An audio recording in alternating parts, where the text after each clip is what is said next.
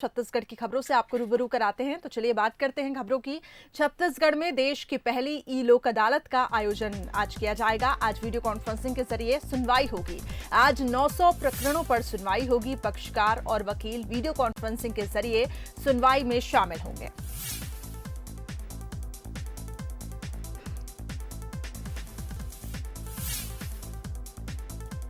चलिए हमारे साथ उमेश मौर्य इस खबर पर अधिक जानकारी के लिए जुड़ चुके हैं। उमेश, आज देश की पहली ई लोक अदालत का आयोजन छत्तीसगढ़ में किया जा रहा है। क्या कुछ व्यवस्थाएं हैं इसमें और कैसे आगे इसमें प्रोसीडिंग की जाएगी?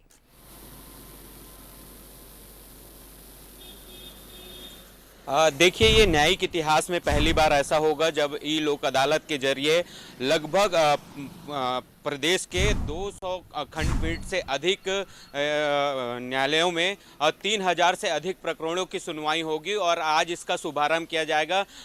छत्तीसगढ़ राज्य विधिक सेवा आयोग के जो कार्यपालन अध्यक्ष है जस्टिस प्रशांत मिश्रा ने इसकी पूरी जानकारी पत्रकारों को देते हुए कहा है कि आज इसका शुभारंभ छत्तीसगढ़ हाई कोर्ट से किया जाएगा और इसका शुभारंभ जो है वो chief justice PR Chandran Memon जो है वो करेंगे। और इस ई लोक अदालत के माध्यम से जो पेंडिंग प्रकरण हैं जो लोक अदालत के जरिए सुने जाते थे, चूंकि कोरोना काल है ऐसे में लोगों को हाई कोर्ट नहीं बुलाया जा सकता है, पक्षकार वकील हाई कोर्ट नहीं आ रहे हैं। इसे ध्यान में रखते हुए ई लोक अदालत का लगाने का निर्णय लिया गया है और ई लोक अदालत के निर्णय से जो लोग परेशान थे, जो न्यायालय तक नहीं पहुंच पा रहे थे, उनके प्रकरणों को सुना जाएगा। रायपुर की बात करें तो 40 खंडपीठ वहां पर बनाए गए हैं, 900 प्रकरण सुने जाएंगे। यदि पूरे प्रदेश भर की बात करें तो 200 से अधिक खंडपीठ बनाए गए हैं, जहां पर जिला न्यायालय, तहसील स्तर, तहसील न्यायालय, इन स्तरों पर जाकर वीडियो कॉन्फ्रेंसिंग के जरिए वहां पर सुनवाई होगी। पक्षकार अपने घर बैठे इन सुनवाइयों को कर सकते हैं। इसमें ज्यादातर मामले घरेलू मामले होते हैं, मोटर जो एक्सीडेंट के दुर्घटना मामले होते हैं, चेक बाउंस के मामले होते हैं। ऐसे प्रकरणों को अब घर बैठे जो पक्षकार है, वकील है, वो कर सकेंगे। ये बहुत बड़ा निर्णय है और इससे एक बहुत सहूलियत लोगों को मिलेगी। जो लोग अभी आर्थिक संकट से, कोरोना संक्रमण काल से जूझ रहे हैं, ऐसे में एक बड़ा निर्णय हाई कोर्ट और जो राज्य छत्तीसगढ़ विधिक सहायक सेवक है, प्राधिकरण है, उनके जरिए ये बड़ा निर्णय ले गया। तो ये एक बड़ी बात है और ये न्यायिक इतिहास में बड़ी बात मानी जा रही है। जी बिल्कुल उमेश, आपने कहा कि ये देश के न्यायिक इतिहास में पहली बार ऐसा हो रहा है और ये सही भी है, लेकिन ये बताएं कि पक्षकार और वकील जो वीडियो कॉन्फ्रेंसिंग के माध्यम से जुड़ेंगे और इस दौरान अगर कुछ टेक्निकल फॉल्ट आता है तो इसमें फिर क्या व्यवस्था की गई है? देखिए, अगर टेक्निकल फॉल्ट यहाँ किसी प्रकार की आती है तो जहाँ से पक्षकार और वकील जुड़ रहे हैं उनके बीच समन्वय स्थापित किया जाएगा। पक्षकार और जो वकील है वो आपस में बैठकर तय करेंगे। हालांकि इस तरीके के मामले कई बार देखे गए हैं कि टेक्निकल फॉल्ट आते हैं, वहाँ पर दिक्कतों का सामना करना पड़ता है और अगर इस तरीके के कहीं ज़्यादा कहीं मामले सामने आए तो उन मामलों को आगे भी सुनवाई की जा सकती है और कहा जा सकता है कि एक बड़ा निर्णय है और ऐतिहासिक फैसला है। इस तरीके से न्यायिक जांच, न्यायिक जो खंडपीठों के माध्यम से और जो ई लोक अदालत लगाए जा रहे हैं, ये एक इतिहास में बड़ा मामला रहेगा। चलिए, बहुत बहुत शुक्रिया उमेश हमारे साथ जुड़ने के लिए। तो देखिए, ये देश की न्यायिक इतिहास में पहली बार हो रहा है कि जब लोक अदालत वीडियो कॉन्फ्रेंसिंग के माध्यम से होगी। इसमें पक्षकार और वकील को न्यायालय आने की अब जरूरत नहीं होगी। ई कॉन्फ्रेंसिंग के जरिए, वीडियो कॉन्फ्रेंसिंग के जरिए दोनों एक दूसरे से जुड़ेंगे। और जैसा कि उमेश बता रहे थे कि अगर इस दौरान कुछ टेक्निकल फॉल्ट आता है तो ऐसे में ये हो सकता है कि मामला आगे जाएगा, फिर इस पर सुनवाई एक बार फिर से होगी। हालांकि अब ये जो नई व्यवस्था की गई है, क्योंकि कोरोना काल ने सब कुछ बदल दिया है, ऐसे में इसमें भी बहुत सारी सुविधाएं होंगी। अब देखने वाली बात होगी कि आज ये कॉन्फ्रेंसिंग कैसे होती है। सबकी निगाहें इसी पर ही टिकी होगी।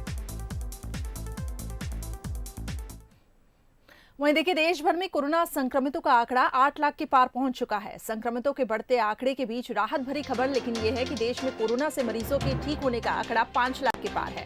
मतलब अभी जितने भी लोग कोरोना पॉजिटिव पाए गए हैं उनमें से 62% लोग ठीक होकर डिस्चार्ज होकर घर लौटे।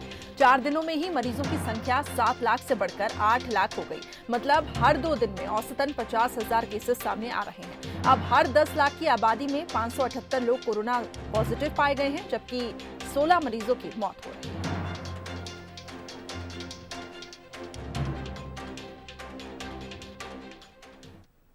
वहीं देखिए बात अगर रायपुर की करें तो कोरोना का कहर लगातार जारी है। प्रदेश में छत्तीसगढ़ में 140 नए मरीज सामने आए हैं। कोरोना से 2 लोगों की मौत भी हो गई है। प्रदेश में कोरोना संक्रमित मरीजों की संख्या 3806 पहुंच गई है। अकेले रायपुर में ही देखिए 34 नए मरीज सामने आए। नारायणपुर में 22, दंतेवाड़ा में 17, बिलासपुर में 13, राजनांदगांव, बलौदाबाजार में 10-10 मरीज सामने आए हैं। प्रदेश में कोरोना एक्टिव मरीजों की संख्या अब 761 हो गई है। तो छत्तीसगढ़ में लगातार कोरोना पैर पसारता जा रहा है और ये आंकड़े तेजी से बढ़ रहे हैं। 140 नए मरीज प्रदेश में सामने आए, जिसमें 2 लोगों की मौत भी हो चुकी है अब तक।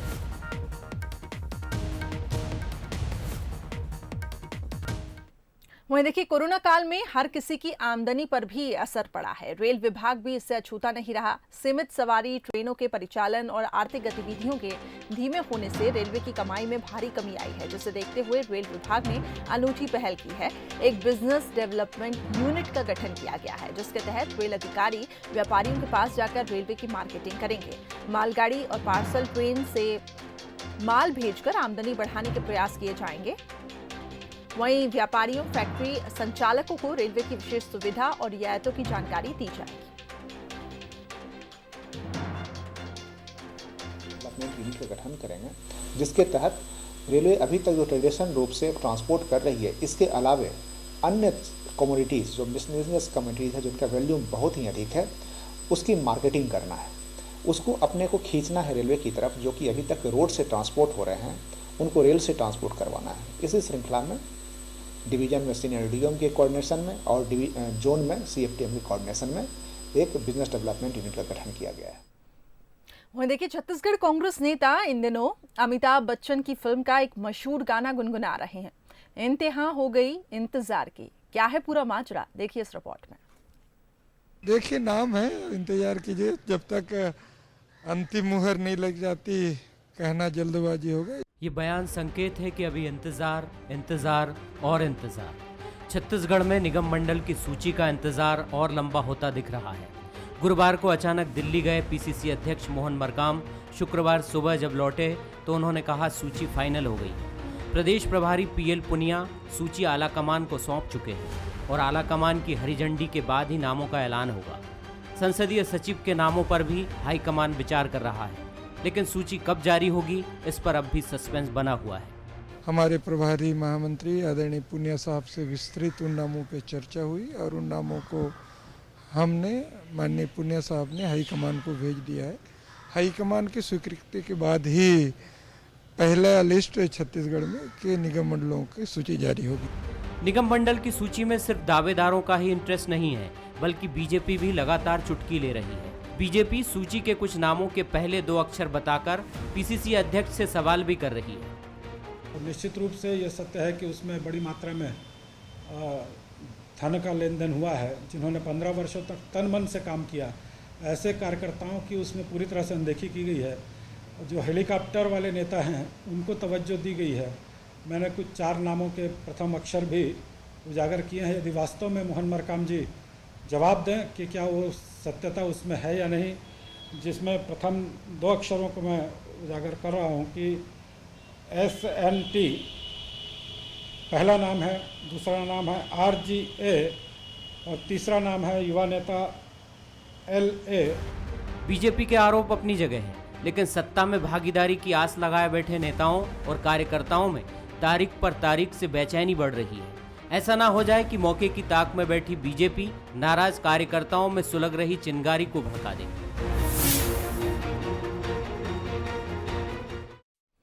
चलिए अब बढ़ते हैं आगे। छत्तीसगढ़ में अगस्त से one nation one ration card योजना शुरू हो जाएगी और इस योजना को शुरू करने से पहले लोगों का आधार लिंकिंग करना बहुत जरूरी है। मंत्री अमरजीत भगत के मुताबिक छत्तीसगढ़ में इस ओर तेजी से काम हो रहा है। उनको उम्मीद है कि अगस्त तक इसको लागू किया जाएगा। बता दें कि योजना को लेकर करीब 95% काम लगभग हो चुका है।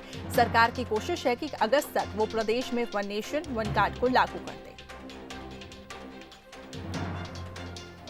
हम देखिए छत्तीसगढ़ में हमारा जो काम है वो काफ़ी आधार सीडिंग में आगे है और लगभग 94-95% आधार सीडिंग का काम हो चुका है।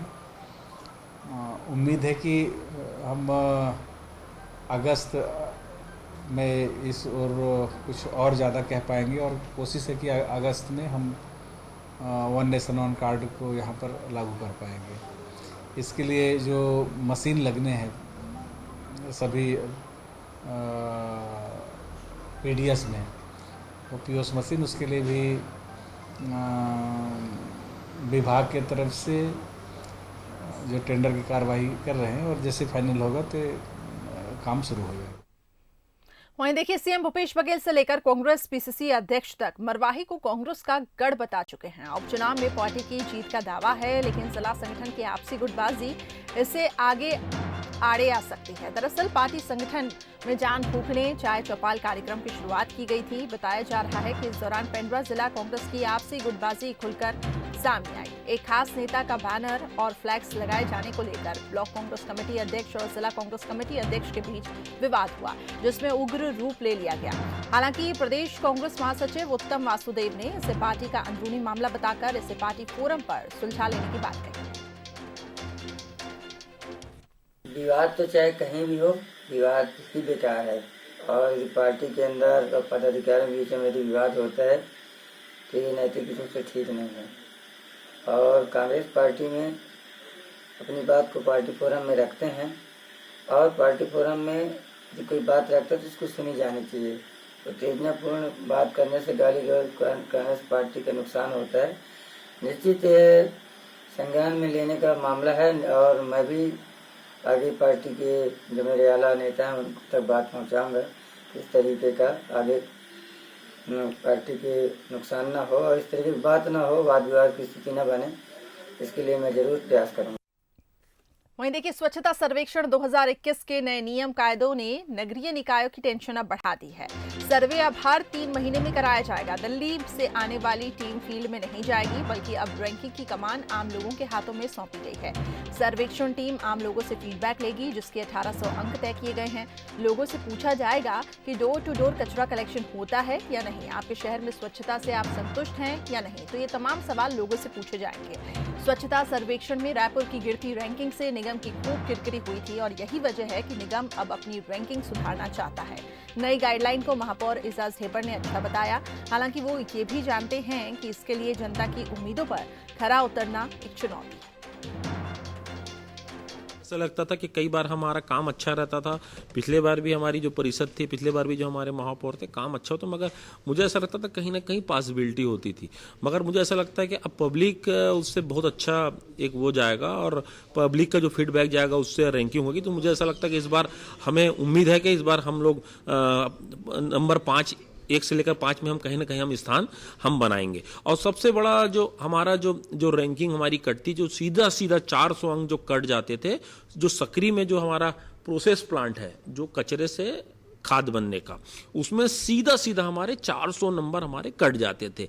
मगर अब वो सक्री प्लांट चालू हो गया है। अब मुझे ऐसा लगता है कि उस प्रोसेस प्लांट के जो हमारे 400 अंक जुड़ेंगे, तो ये बात पक्की कि हम देश में 1 से लेकर 5 में कहीं पर भी स्थान हम बना लेंगे। वहीं देखिए, बिलासपुर के छात्र अब अटल बिहारी वाजपेयी यूनिवर्सिटी में भी एमसीए का कोर्स कर सकेंगे। जी हां, यूनिवर्सिटी को एमसीए कोर्स के लिए मान्यता मिल गई है।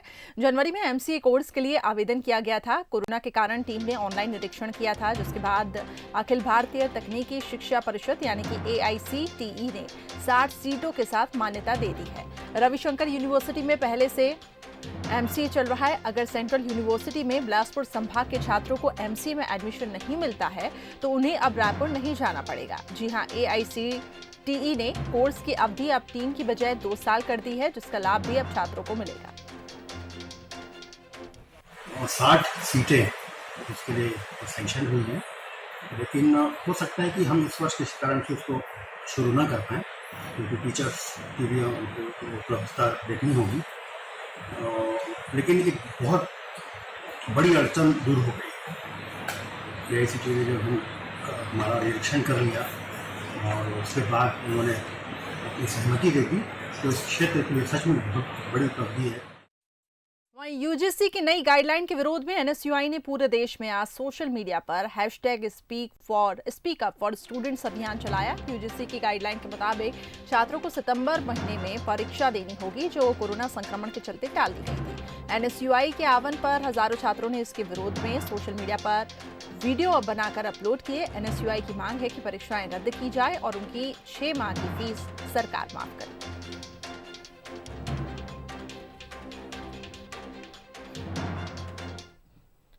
वहीं बस्तर और ओडिशा सीमा से सटे तिरिया माचकोट के जंगलों में पुलिस और नक्सली मुठभेड़ में छात्र जोगी राम की क्रॉस फायरिंग में मौत हो गई थी, जिसके बाद छात्र के पिता सुखराम को मुआवजे के तौर पर आदिवासी विकास विभाग में नौकरी और 5 लाख रुपए दिए गए। दरअसल 2019 में पुलिस और नक्सलियों के बीच मुठभेड़ हुई थी, जिसमें क्रॉस फायरिंग के दौरान जोगी राम की मौत हो गई थी। छात्र के परिवार के लोगों ने आरोप लगाया था कि मुठभेड़ के दौरान पुलिस ने छात्र का इस्तेमाल किया था, जिसकी वजह से उसकी जान चली गई। और जब मामले की जांच हुई तो पुलिस ने इस बात को स्वीकार किया था कि क्रॉस फायरिंग में छात्र जोगी राम की मौत हो गई थी। बता दें कि मुठभेड़ में लापरवाही पर विभागीय जांच की जा रही है। जुलाई 2019 में बस्तर जिला अंतर्गत तिरिया में एक पुलिस नक्सली मुठभेड़ हुई थी। उस मुठभेड़ में 6 माओवादी के डेड बॉडी रिकवर की गए थे और काफ़ी बड़ी मात्रा में हथियार भी रिकवर किए गए थे। अनफॉर्चुनेटली उस घटना में एक सिविलियन क्रॉस फायरिंग में मृत्यु हुआ। उस घटना के पश्चात उनका जो पीड़ित परिवार को तत्काल सहायता राशि के रूप में 5 लाख का सहायता राशि दी गई थी और कल उस परिवार से जो मृतक के जो पिता को क्लास 4 में उनका नौकरी भी शासकीय नौकरी भी दी गई थी, उसका नियुक्ति पत्र कल जारी की गए थे। वहीं देखिए, कवर्धा जिले के पांडा तराई के पास एक राइस मिलर से 70 लाख रुपए की लूट का पुलिस ने 24 घंटे में खुलासा कर दिया है। पुलिस ने 6 आरोपियों को गिरफ्तार कर 68,50,000 रुपए बरामद किए। इस वारदात का एक आरोपी अब भी फरार बताया जा रहा है। बता दें कि अज्ञात आरोपियों ने कट्टा अड़ाकर राइस मिलर को लूट दिया था और उसके बाद पुलिस ने नाकेबंदी कर वाहनों की जाँच की थी।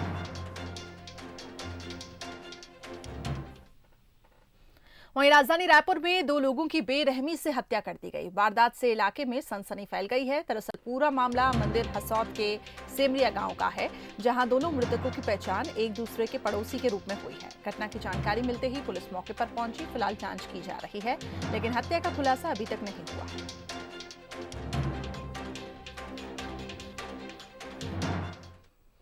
वहीं खबर अब कोंडागांव से आ रही है, जहां हाई टेंशन लाइन की चपेट में आने से 2 लोग झुलस गए हैं। जी हां, दोनों लोगों को अस्पताल में फिलहाल भर्ती करा लिया गया है। एक गंभीर रूप से घायल है, उसकी हालत अभी नाजुक बताई जा रही है। वहीं पीएम आवास की सेंटरिंग लगाते वक्त ये हादसा हुआ। सिटी कोतवाली थाना क्षेत्र की घटना है।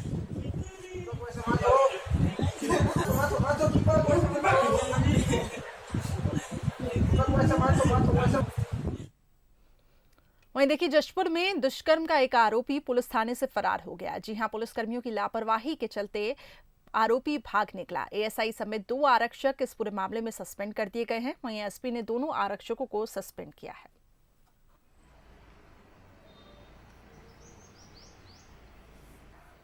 वहीं कोरिया में एक मासूम के साथ दुष्कर्म का मामला सामने आया। आरोपी ने मासूम के साथ दुष्कर्म किया और उसे कुएं में फेंक दिया। इतना ही नहीं, वहां मौजूद मासूम के भाई ने आरोपी का विरोध किया तो उसने पकड़े जाने के डर से लड़की के भाई को मारकर झाड़ियों में फेंक दिया। बता दें कि मासूम को तैरना आता था और इसलिए वो डूबी नहीं और गांव के ही एक युवक ने आवाज सुनकर उसे बाहर निकाल लिया। मामला डरगोरा ग्राम पंचायत का है। 2 बच्चों पे उसकी नज़र पड़ी, नीयत खराब हुई। उनको बहला फुसलाकर पास के ही झाड़ी जो रूट में ले गया, वहाँ बच्चे का गला दबाकर हत्या कर दी। नाबालिग बच्ची के साथ अनैतिक प्रयास किया।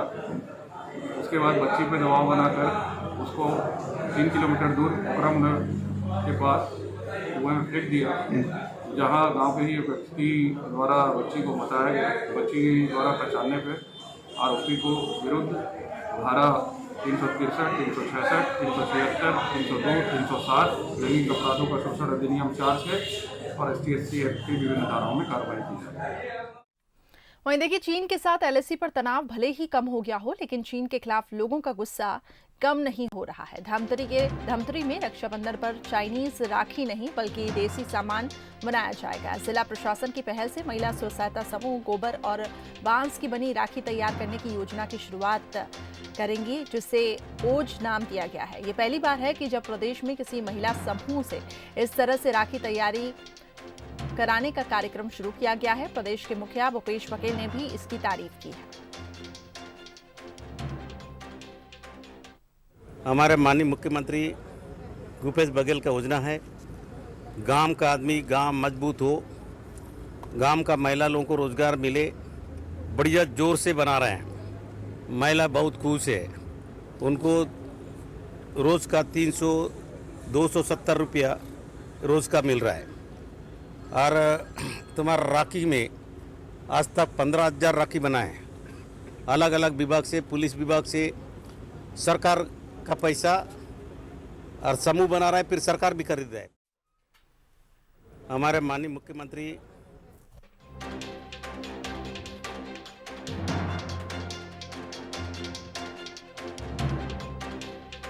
प्रशासन ने ओज योजना की शुरुआत की और सीएम भूपेश बघेल ने भी इसकी तारीफ की है।